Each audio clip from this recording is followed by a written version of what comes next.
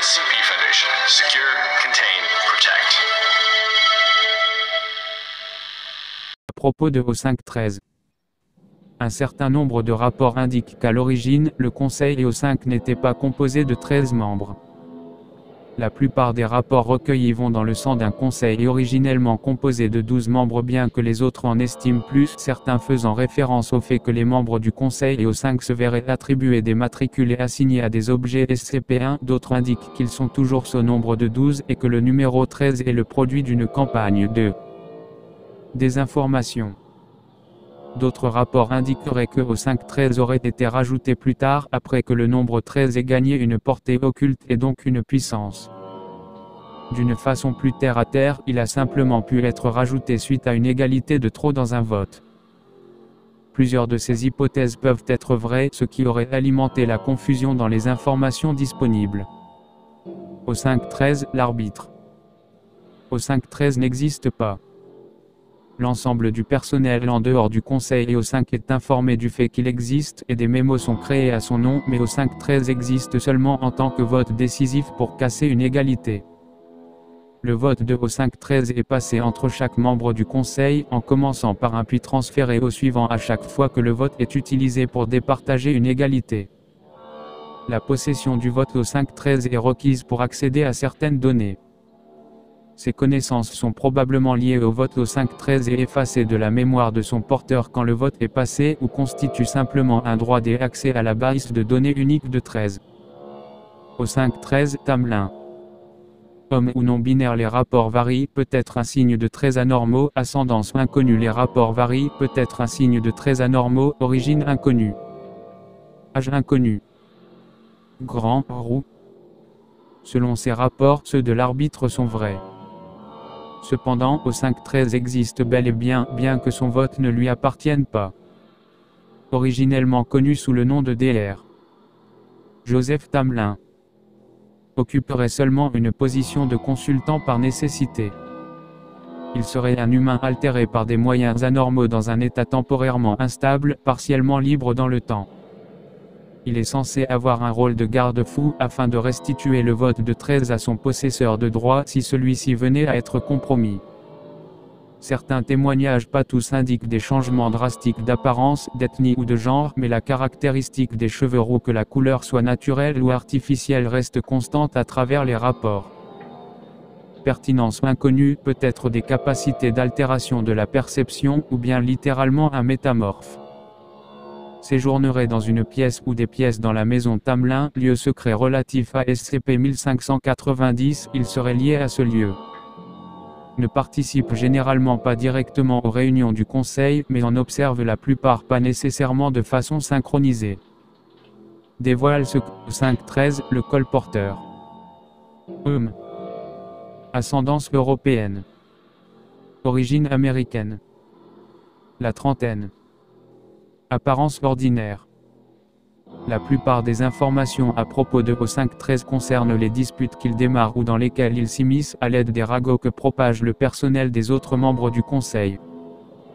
Personne en dehors du conseil EO5 ne semble au courant du vrai rôle de cet O5 au sein de la Fondation. Le rôle qu'il semble effectuer en pratique est celui d'interférer avec les projets des autres membres O5. Il est connu pour se plaindre de l'incapacité des autres membres du conseil à gérer leurs activités correctement.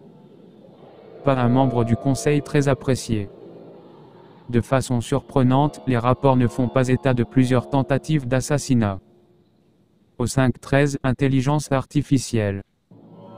Caractéristiques personnelles non applicables.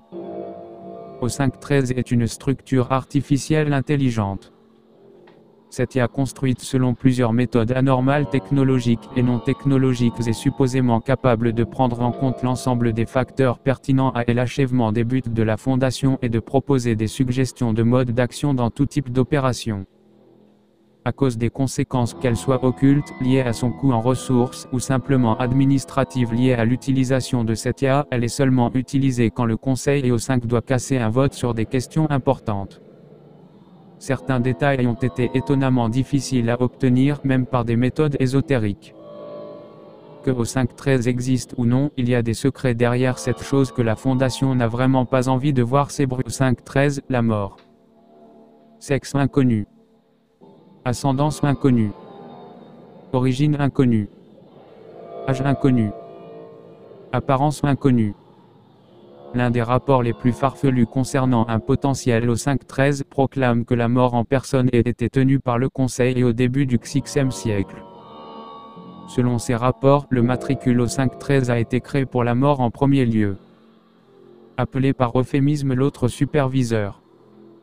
La mort est à la fois une membre et prisonnière du Conseil au 5, elle peut déposer son vote comme les autres. Cependant, elle reste avant tout prisonnière du Conseil et son pouvoir peut être exploité par ses membres à l'issue de votes exceptionnels. La mort s'acquitterait de ses fonctions de façon usuelle le reste du temps.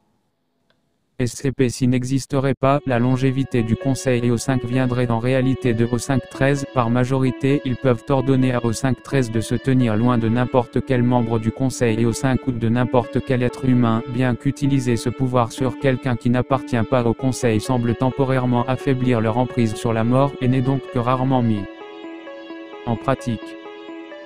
Lorsqu'il est utilisé, c'est généralement à une échelle globale. SCP-2000 et les anomalies du même type n'existeraient pas et sont utilisées comme couverture pour chaque vote du Conseil au 5 où les pouvoirs de au 5-13 sont utilisés pour ramener la plus grande partie de la population mondiale à la vie. Lien inconnu s'il devait y en avoir un avec SCP-2935. Au 5-13, l'activiste. Ascendance sud-asiatique. Origine sikh. Aurait autour de la cinquantaine. Anciennement affilié au 0e régime anticulte, un régiment colonial des Indes britanniques. Signataire de la Convention de la Cité interdite si le Perse n'est pas présent.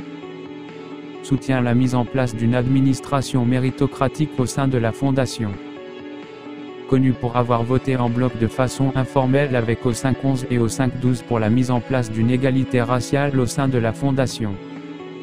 Également connu pour avoir voté avec au 5-1 sur plusieurs questions opérationnelles.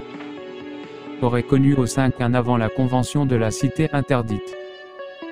Peut-être un pantin de au 5-1 pour avoir un vote de plus au Conseil.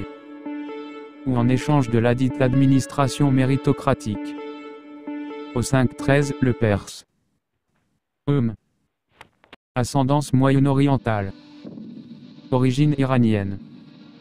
Aurait autour de 70 ans. Musulman chiite. Anciennement un consultant sur les questions anormales auprès de l'Empire ottoman. Signataire de la Convention de la Cité interdite si l'activiste n'est pas présent. Aurait connu au 5-7 avant la Convention de la Cité interdite. Entretient beaucoup de méfiance envers au 5-1. Commanderait l'administration autonome du Grand Moyen-Orient, une sous-organisation de la Fondation basée au Moyen-Orient. Lui et l'AGMO n'existent pas dans les réalités où l'activiste existe. En fait, je n'arrive pas à trouver le BRE ou un équivalent dans les réalités où le Perse est au poste de au 5-13, AGMO et BRE équivalent. Ressemble au membre fondateur du BRE, Jibril Mani, dans les réalités où l'activiste occupe la place de